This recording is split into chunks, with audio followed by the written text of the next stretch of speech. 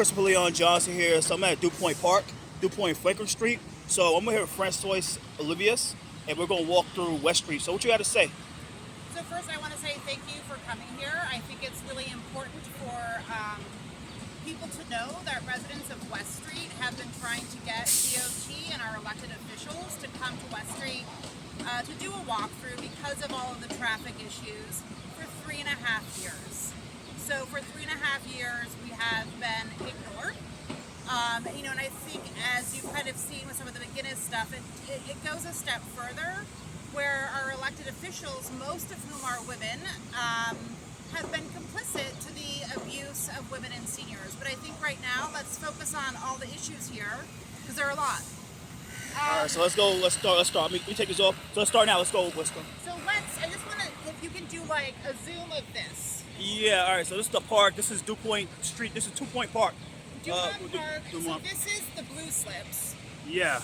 And what is going on here is basically we are building, or not we, the city and our elected officials are building segregation by design. So these lower buildings are the air code affordable housing. They are separate and they are not equal. So from a federal standpoint, like how is this getting done? The other thing that the developers do is they will build the affordable housing prior to the towers. So these residents have to go through the pile driving, late night truck traffic. You can hear this is just 3 trucks. What's going on? Over here, this white tent. This is the Newhart site. The Newhart site is one of the most toxic sites in New York State. Residents, especially in the segregated housing here, they can't even, obviously they can't have their windows open during the day because this is what it sounds like, and the air quality is questionable with all the dirt and debris. But at night is when all of this dirt gets removed. So residents here have woken up to fumes, just like a dusty air, and it's climate change is here, and we are not doing anything to protect the community. So as you can see here, this is another development being built. And again, it's like we're watching children stream into the playground, which is right across from toxic chemicals. So let's keep on going on. Let's keep on. Okay, so really loud. I know. There's a lot of construction going on. A lot of crazy construction that's going on. So we're here right now. We're doing a walkthrough of West Street.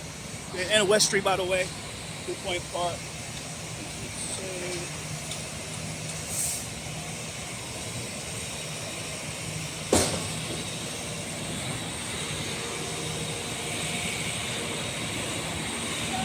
You can see here, if you look over, there's a white tarp over the grate, and that's something residents have had to fight for. Because a lot of the developers, and they basically will like put their dirt or their leftover chemicals into the sewer system. So the white tarps kind of act like a strainer. To keep everything out. Oh my God, isn't it so much better when you get away from all the noise? I know, right? Tell me about it. So this, I'm jumping around a bit, but so this is our greenway. And I think one of the most notable things that's happened recently that we did not talk about, it hasn't even been discussed, is the day the smoke storms were coming in. DOT painted this bike lane with MMA, which is an extremely toxic chemical and off gases, and not only is it an environmental hazard, but it's also a health hazard. When another mother and I reached out to our council member, we were told that the painting wasn't happening. We were told that DOT did not use MMA in paints, and out of a lot of pushback, they came back and they apologized to us, and they said, oh, you're right, it's been painted. It's been painted with MMA, and it's off-gassing. This should not have happened, period, and it should not have happened as the smoke was coming in. And that is something that, frankly, Lincoln Wrestler needs to address, because he allowed this to happen. And there were kids who got sick because of this. And the off-gassing, you know, on a really hot day, it's still here. Yeah. So this paint has also been used on First Avenue bike lane, Second Avenue bike lane, and I guess in Nassau. So this paint needs to stop. So here's another example. Obviously, this is a lot of construction work. My understanding is this is also segregated, where the lower floors are for the affordable housing. You know, and when we discuss all this construction, a lot of people say, but it's for affordable housing. Yeah. 2 bedrooms in this tower go for $14,000. Wow. So I'd love someone to explain how a family or someone living on one income can afford this. You know, it's not affordable housing, and it's a lot of our tax dollars going for tax breaks. Yeah. So let's keep on going forward. Yeah, let's keep on going on. Like this.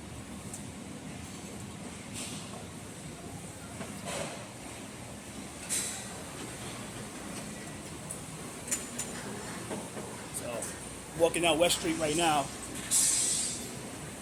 Heart of West Street. So, you go in west.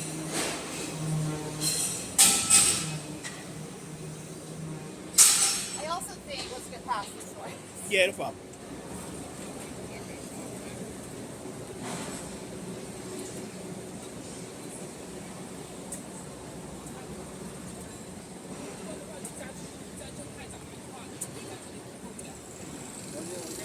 So I think a lot of the advocacy towards Make McGuinness Safe, and I want to clarify, we should have safe streets everywhere, is that 3 people have died in the past 10 years. Yeah.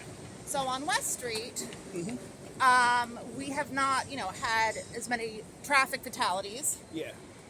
But where we do have our deaths is in the construction. Oh, wow. We have multiple immigrant, non-union labor falling to their deaths, and it's going unaddressed. I know of 2 since the pandemic started. One we witnessed during the lockdown, because building and development was seen as a necessity. Yeah. So, you know, it's those lives matter as much as the lives on McGuinness Boulevard. Yeah. And because West Street is the fastest growing street in terms of the number of people moving here. And we can't get a traffic study. You'll see when we go to India what's happening there. Yeah, of course. We're on our way to India, guys. So we're arresting Freeman.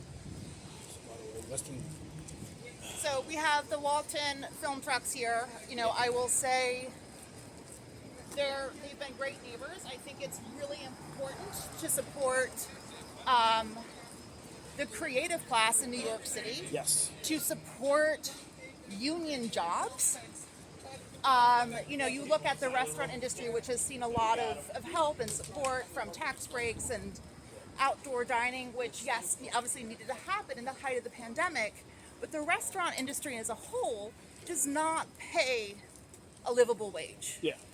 You know, there's a lot of slave labor. You know, when I worked in the industry, I learned that there was actually an underground hospital for immigrant workers when they got hurt. Yeah.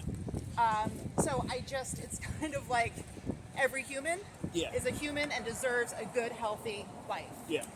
So as you've seen here, there is not a single crosswalk. Nope, not at all. See it right here. Not one single crosswalk. Not a single crosswalk. And not a single stop sign. Yeah, I don't see it at all. Not a single. This is DOT. You guys need to see this. Yanis Rodriguez, you got to see this. I'm tagging you in this when I get a chance. You know, and again, to be ignored for 3.5 years is just, well, and the other thing, so if you're, you know, on the BQE and you're trying to figure out your shortcut and McGuinness looks a little blocked, where do you go? You come to West Street. Why do you come to West Street? Because you can speed down it. And I want to clarify, it's not just cars. Yeah. It is also cyclists. The cyclists do not stop for pedestrians. And we've been told that, like, this is a greenway, this is a speed zone. Yeah. And how can you be building probably the largest population growth without taking the pedestrians into the plan? Mm-hmm. So here on India Street, you have again, Yep. this side, we're looking at the corner, but this is again, Yeah. segregated housing. Yep. You know, and the one thing that segregated housing has allowed management and developers to do is not only is it separate and unequal, but they don't have to do the same upkeep and caretaking that they do for the market rate apartments. Yeah. So this is India Street. Yep. I used to live on India between Manhattan and McGuinness for about 15 years. Yep. It was a quiet street. All right, let's go back. Sorry. Do it again. Sorry, I have to compose my accent. No. So India Street, you know, was a quiet street with birds. This started getting built.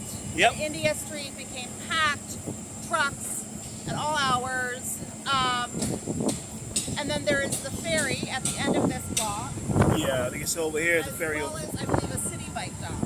I think it's all the way down. Yeah, it should be all the way down there. So this project, One Java, is also, as you can see there in the diagram, this is also segregated housing being Yeah. built. So one Java owner, LLC. I zoomed it up. So yeah, I see it. When the pile driving was happening for about 8 months, Yep. our ground would shake.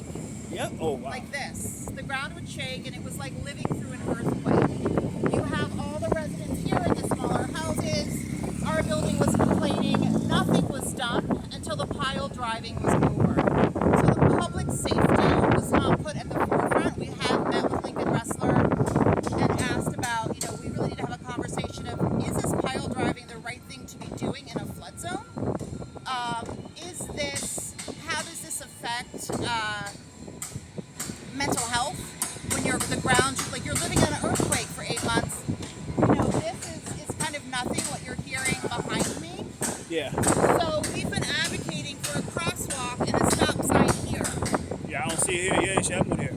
So can't get it because Transportation Alternatives doesn't want to have to stop when they're on their greenway. I mean, you can see right now 4 people have just crossed. Yeah. This is a new supermarket. They're absolutely awesome, fantastic. Yay, Jubilee.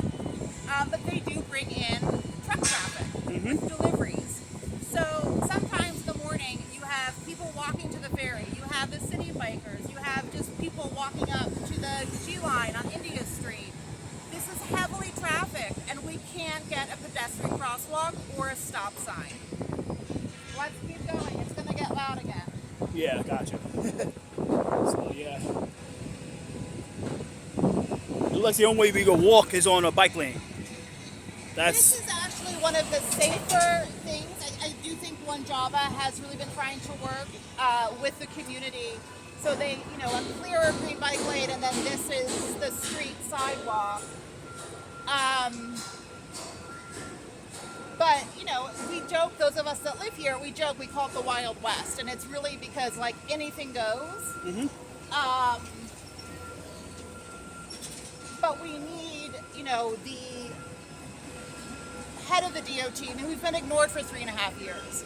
And when the people are trying to make the changes to McGuinness, you need to see the domino effect onto the other streets. West Street being one. You know, there are other streets, the smaller streets, you know, closer to McLaurin Park. Yeah. So I think this is probably one of the most interesting things, I think, actually about the whole neighborhood. Look down here. Yeah. And you see this gorgeous cobblestone street. Yep. You want to slow down traffic? The cobblestone will slow it down. Yeah. No one's going to speed on this. This whole street used to be cobblestone. Not only is it more beautiful, does it add to kind of the historic nature of the community, but it will slow cars down. So it's kind of a win-win-win for everybody. Yeah. We have a film studio here. Mm-hmm. I will say these truckers, these union workers, Yeah. are amazing. They are so kind, so respectful. you know, they've acted in a way, you know, when they're here of public safety in the community. And so I'm really thankful, you know, as a creative, someone with 2 art degrees, you know, a lot of us call this Hollywood East because there's so much filming. And like when I moved here, you know, as part of the creative class, it's really about the creativity. And, you know, now we've kind of just basically turned into a bar zone. Yeah. So let's keep walking up to 10. Yep. The other thing on India Street is, you know, if you kind of start Google India Street flooding, there was massive, massive flooding every time it rained. It was kind of fixed, but with the heavy rain that we're continuing to get, there are flash floods at the end of India Street. There are also flash floods at the end of Kent Street. So Kent Street, there's a CSO, so there's a sewer pipe that just releases into the East River when there's overflow. So our street in heavy rain, not only is it flooding, it's flooding sewer water, and it stinks. So, you know, breathing in that type of air, again, not good. So here is Kent Street. There are 2 residential buildings. And then, so this is a preschool. This is where my daughter went. Fought very hard for the expansion of 3K. So yay, that happened. But they have 70 students that come in. And we've been trying to get a crosswalk here and a stop sign. I don't see one here. I don't see none here. Nothing. Nothing at all. So, you know, I think it's like around a school, it's like 300 crosses is a target. And I could be incorrect, so double check that. So here you have 70 students. They usually walk across the street with 1 to 2 parents. So it's 150 crosses a day. Add some teachers, that gets you to around 180. Our building has 44 units. I probably cross myself 10 times a day. But we'll just say that's another 200 crosses. Generously, or not generously actually. We're, you know, 400-ish. Here you have the coolest coffee shop in the world. Rhythm Zero. But they, like on the weekends, we get Ubers and Lyft dropping people off for this coffee shop. Again, no type of directional cross here. I think they're averaging like 400 to 500 visitors a day. And then you have this new building, which is, I think, 80, bringing it up to like, they cross twice, like 600 to 700. And then when the film studio is working, and they're great, because they'll usually have someone out here being like, biker, stop, there's a toddler coming across.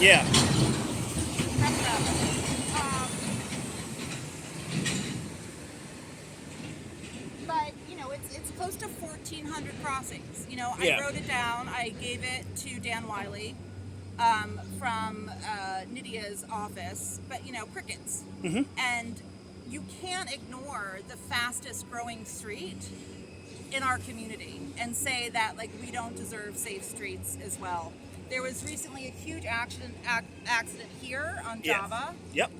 And then, I don't know how you want to do this, but so up here on Kent and Franklin, I've witnessed 4 accidents there myself. And I know from the people who live right there that they're happening all the time. So, you know, doesn't that deserve some street safety? Of course. Let's keep... let's go. Let's keep on going on. I got you. Let's try to tag Lincoln and rush through this thing.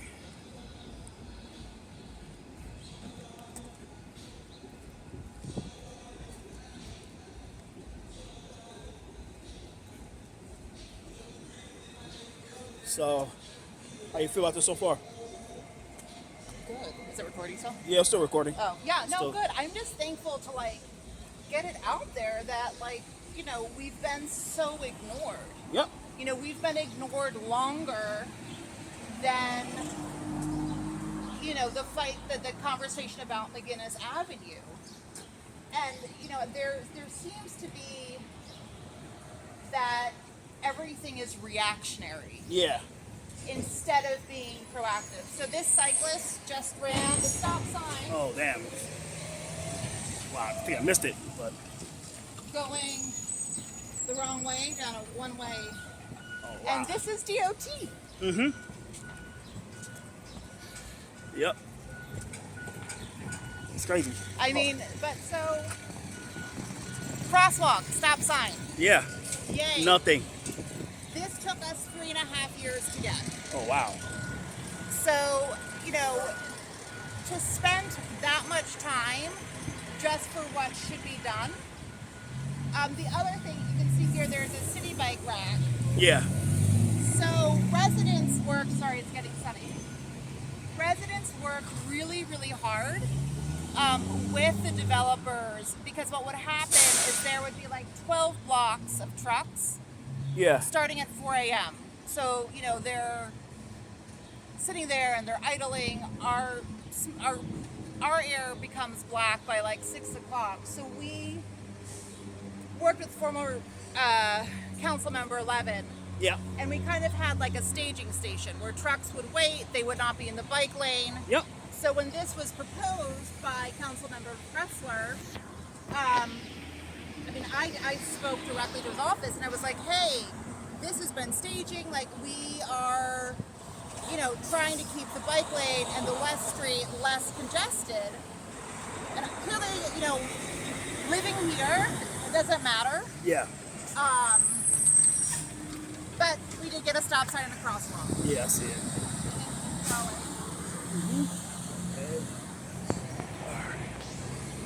So Pink Sparrow is a labor fabrication place. Awesome. They hire from the community. A lot of people like skate and bike to work. Yep. You know, but they do use trucks sometimes to get things around and delivered. But again, it's keeping the creative class and keeping creativity in New York City. Yeah. Stuart Cinema, one of the, I think it's the only Black-owned independent film theater. Love them. Yep. Stuart Cinema Cafe.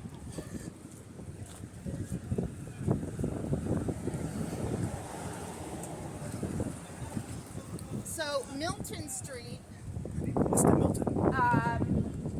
there's American Playground Yeah. right there. And as you can see, we have a lot of people living on West Street. So what people tend to do is walk up West Street because it's a wider sidewalk. Yep. And then they cross here with their kids to go to the playground. Yeah. No crosswalk. No crosswalk at all. No crosswalk. And you know, just a question from a design perspective is you have all these businesses here. Yep. There's a lot of small businesses around here. See that for sure. And then you have this bike lane. Yep. Which, and understandably so, people get but cyclists get upset when their trucks park there and delivering. Yeah. But as you can see, there's not usually parking on the other side. Yeah. See that? And so if trucks stop in the middle, then they're really blocking traffic. You know, I'm a big fan of median bike lanes. Yes. It's happening, you know, not in our country really yet. Delaware, there are some really cool ones. Thank you, Joe Biden. So this is Noble Street. Weston Noble. This is a public road. Wow. It's a big truck, by the way, here. Yeah, I see it. So, you know, we have the Skyline Drive-In, which at the height of the pandemic was bringing over 600 trucks. Yeah. I mean, 600 cars. Yep. To this block. So it wasn't just everyone coming in, but it's about, you know, the traffic coming out. And, you know, the 600 cars that were coming here, you know, neighbors from different parts of Brooklyn, the city, and who doesn't want to go to a drive-in when you're in lockdown? But the traffic situation never addressed. Yeah. So here again, we have segregated housing. Yes. You know, completely different buildings. Yep. It looks like a lot of different buildings here. You know, I asked this developer at one point, and I said, are you using the same materials? Yeah. And I was told, she was like, no, absolutely not. Like, why would we do that? And this is the concept of separate and unequal at a time when we, you know, supposedly have elected officials who consider themselves progressives. Like, this is not okay. You want equity? Let's start with people's homes and not having them walk in separate buildings and separate entrances. Yeah. So this is Oak Street. Yep. Again, you can see here, not draining. Yep. And this is also a public road. Yeah. So people have moved in to these buildings. Yep. There are seniors here. Yep. And what there is not is if you are a senior and you need Access-a-Ride and this might be difficult for you to come out, you just have to struggle. It's horrible. So, you know, this is one street. We can go. We'll go. Yeah, we'll here. keep on going for it. Keep on going. You know, and then this, which I guess is called West Wharf. Yeah. Obviously not completed. Mm-hmm. You know, but this is all flood zone. Yeah. Sandy comes, and we are going to get another Sandy. Yeah. This is all a flood zone, so you have this segregated construction. Yep. And using lesser materials. Yep. What happens when Sandy comes? It's gonna be It's going to be another Katrina. Yep. And it's right here. Yep. And we are being ignored. And we need to have this conversation. I mean, finding an elected official who doesn't think that climate change is here. Yeah. I would say all of mine do. Uh-huh. But they won't give us the time of day. They won't. And I think to not be represented, because we're not always going to agree. Yeah, we won't. But there should be certain safety measures that could be a standard. Yeah. Crosswalks in front of schools, stop signs in front of schools. People shouldn't have to waste their time trying to get this to happen. Yeah. So that's this is the end of West Street. it's that long, but Oh, you wanna? Oh, cool. So we have technically the end of West Street. want to keep going? Yes, keep on going to the end. Like walk to the end, see some more stuff. But it's a great walkthrough of West Street. You know, we got a bike lane here. So they didn't even do the bike lane to it. I think they didn't paint it. I don't know why it's like looking like this. So they did recently paint this Yeah. with MMA. Yeah. Oh. So, you know, it does the off-gassing's not. It's gotten much better. True. But you know, and I think the other thing, and I think it was Council Member Levin. He introduced legislation to address. Yeah. To address some of the environmental justice issues. Mm-hmm. One of the main things that happens from when these towers are built Yeah. is when they're putting in the insulation. Yeah. And we call it construction snow. But it's basically tiny little particles of styrofoam and insulation Yeah. that, depending on what is being used, Mm-hmm. could A, release formaldehyde into the air, Yep. and B, it goes into our waterways, Yep. and that takes over 1,000 years to disintegrate. Wow. So when we talk about climate change and creating a greener, safer space, one, keeping manufacturing in New York City is a huge part of that. Because the amount of toxicity from planes flying all over, from fabric being made in one place, or pieces and particles being one. So we need to protect our IBZs. Yep. And yes, talk about how to make it greener, but the development happening, which I think for people to see this right here, Yeah. this is segregation, and we need to start having that conversation. Yes. Oh, this is not. Yeah, I see it. I really see it. So, we're done here. Thanks for coming out. Thank you. Yeah. So we walked through West Street. Come out here and see this myself, and yeah, there's a lot of changes need to happen. Lincoln, I think you need to do your job, Link, because yesterday you got into it with NYC Drivers Unite. He put you in your place. But you need to do your job, brother. Same as Emily Gallagher. And I think the other thing, and I think it will start to come out more, is that there's a lot of people involved in TA and Make McGinnis who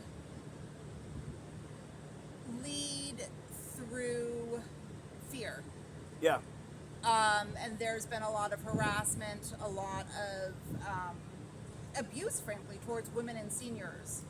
And at this point, you know, because Lincoln's been made aware of it, Emily's been made aware of it, Kristen's been made aware of it. I don't think any of them can call themselves feminists because they are not. But they're complicit. They're complicit in their actions of abuse towards the women in this community. So there's like one of the organizers that was one of the main guys that organized it, Kevin Lachera. He's been accused of stalking women. How you feel about that? Like he's the one main organizer of the rally. Yes, like from the beginning, he's been accused look, of. It's against the law. Yeah. Our elected officials are, you know, have heard this, are doing nothing. Continue to stand with him, which I think is the hardest part to witness. Yeah. And we should be able to have civil conversation led by our elected officials, but I think at this point we feel so terrorized, and that includes our elected officials. And I want to break this down, like about how Transalt, you know, with Keep McGinnis moving, they had a meeting. It's like last month, today's the 14th, be one more day, be the 15th.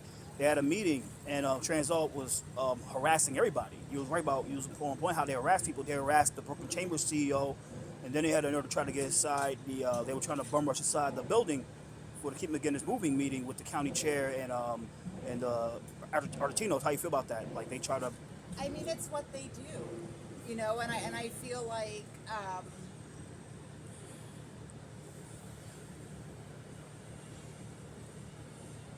what I think the Argentos did, or what they did do, is they listened to the community who was being silenced.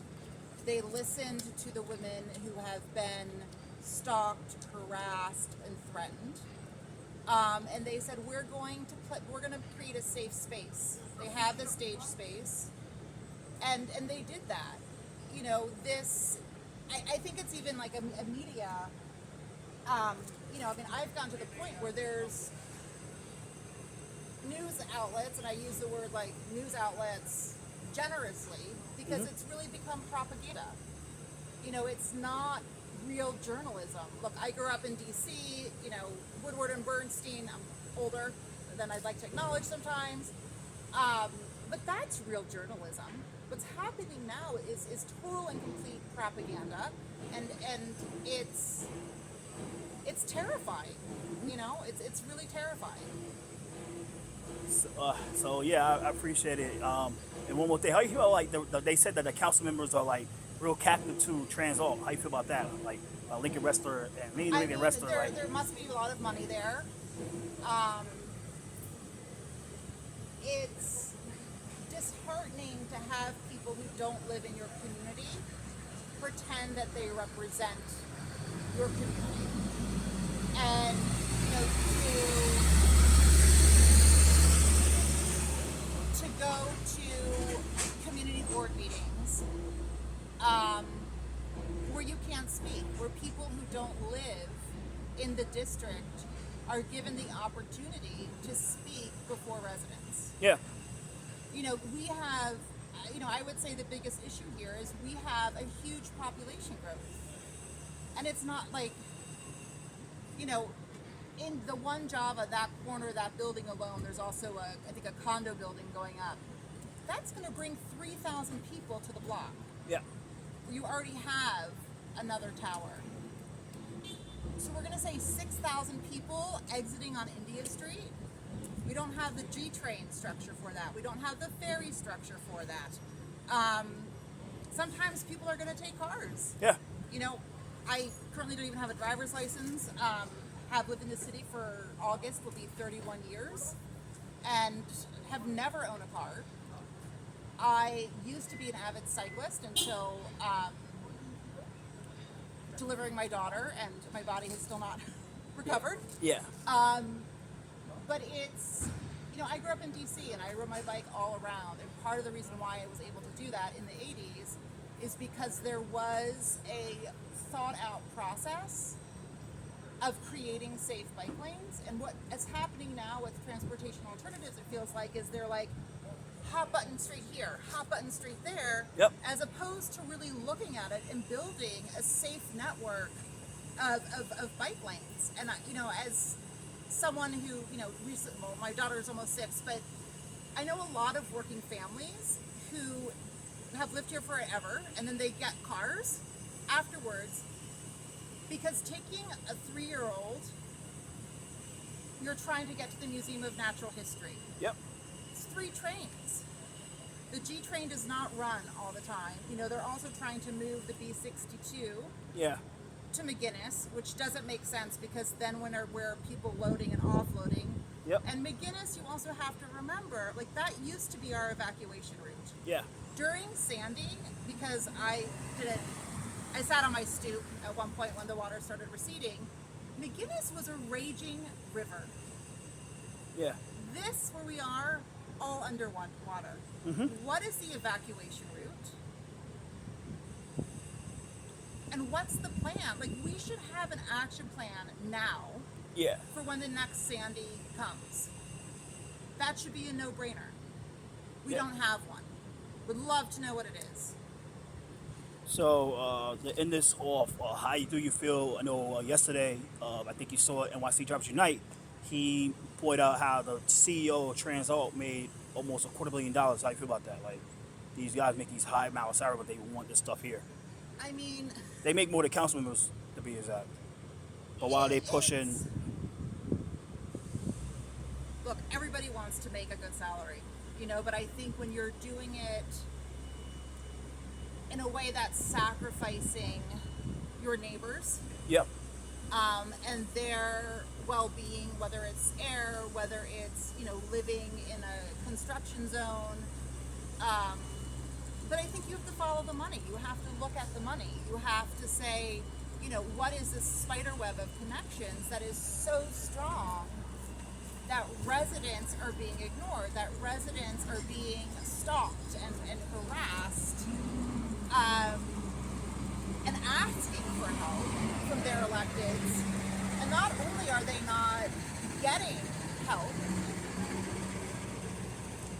they're also watching their elected officials stand with abusers. Yeah, with Kevin LaChera yesterday, Kevin LaChera, I think he's the main organizer for Keep McGinnis Moving. But, the elected officials like Reynoso and the public advocate was there yesterday, and they stood next, they defended the guy, and they stood next to him. They're complicit. They're complicit. I mean, I think hopefully this will get more people to turn out and vote. The last primary in August, I think it was 8% turned out. And it's a hope to have people work more holistically and to create space for different opinions, different voices. One of the favorite opinions that I've heard is actually a woman I know from the fashion industry who's been a cyclist in New York City for 25 years. Mm-hmm. You go back to the 90s and the cyclists, there weren't bike lanes, and I mean those cyclists were incredible and amazing. But some of these cyclists who really knows the streets, connecting this community to Bushwick, but also acknowledging that some people can't ride bikes. Yeah. I just hope that the mayor is able to bring people together to work together, because what's happening right now in this community is not okay. Yeah, it's not okay. But thank you for coming out and doing this walkthrough with me, and hope Lincoln and the rest of these councils, Lincoln Rester, Reynoso, the public advocate, Emily Gallagher, Kristen Gonzalez, they start doing their job, because this is ridiculous. But I think they also need to stop being complicit in the abuse of women and seniors. Yeah. I mean that is not okay, and we're gonna start reaching out to the mayor's office, so we can rectify what's our community has fallen apart in the past 3 years. Yeah. But thank you so much. Thank you. Take care. Much. All right. No Okay. problem.